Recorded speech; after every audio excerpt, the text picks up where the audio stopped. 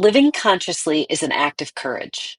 In a world designed to distract and disconnect, choosing awareness is revolutionary.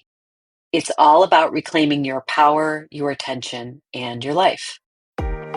Welcome to Journeys Through Change, a podcast that inspires women to let go of the fear and say yes to possibility.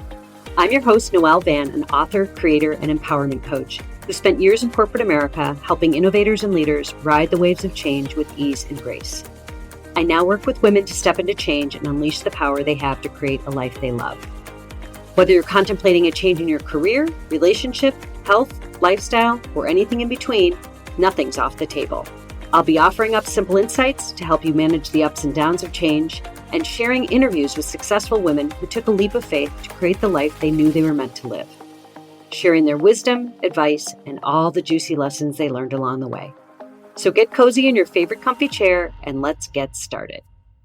Today, I wanted to talk briefly about conscious living and what it truly means to live consciously in a world that's always pulling us in 1,000 different directions.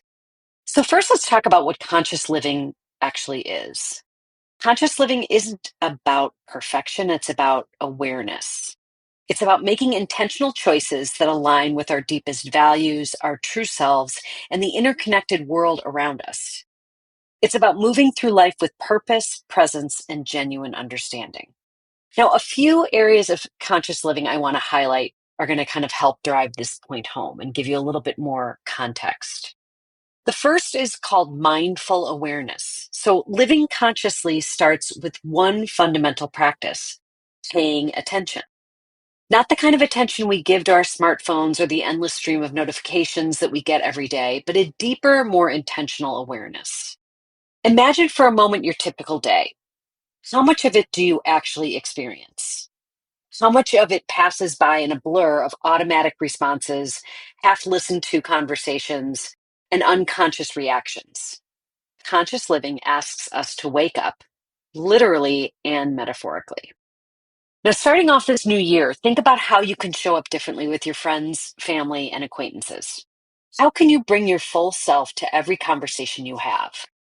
To really listen, it requires you to remain in a state of curiosity at all times, tuning out all the distractions so you can be there 100% for those around you.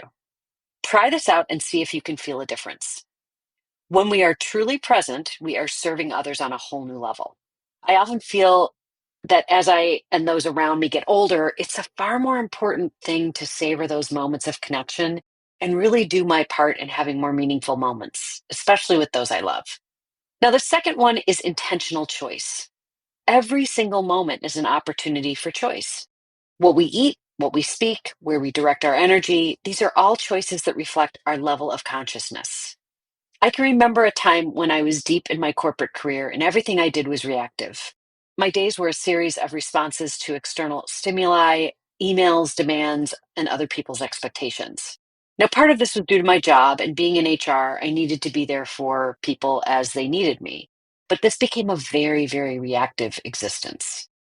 It took finally leaving this environment as I started my own business to realize that I could take time to choose my responses and select where I was going to put my attention. By creating space between stimulus and reaction, I was allowing myself to direct my energy consciously instead of being at the mercy of others all the time. This was a deliberate mindset shift that had to happen. Now, I can tell you that once you realize the power of choice you have in all areas of your life, you will start to make those significant changes to make your life even better.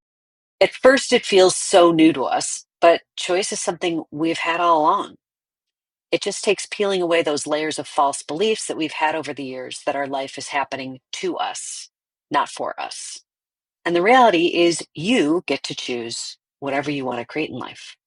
Now, the next one is connection and interdependence. Conscious living recognizes we're not isolated beings. We're part of a vast, intricate web of relationships with each other, with nature, and the entire ecosystem of our planet. Now, this doesn't mean you need to become a hermit or completely overhaul your life overnight. It's about small, meaningful shifts and about asking, how are my choices impacting the world around me?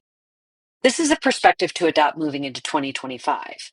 If we all can start thinking a bit more about the interconnectedness we have with each other and the world around us, and make our choices based on that, the better off we will all be. Now, lastly, it's continuous learning and growth. Conscious living is a journey, not a destination. It's about remaining curious, humble, and open to new perspectives. And it's also about understanding that we're always evolving and always learning. So when you begin to look at your life and the questions come up around what you want or what is no longer working for you, you're opening yourself up to a more conscious way of living. Take a moment right now and think about what's one area of your life where you could become more intentional, and where could you bring more awareness? Living consciously is an act of courage. In a world designed to distract and disconnect, choosing awareness is revolutionary. It's all about reclaiming your power, your attention, and your life. So this week, I challenge you to practice one moment of pure presence each day.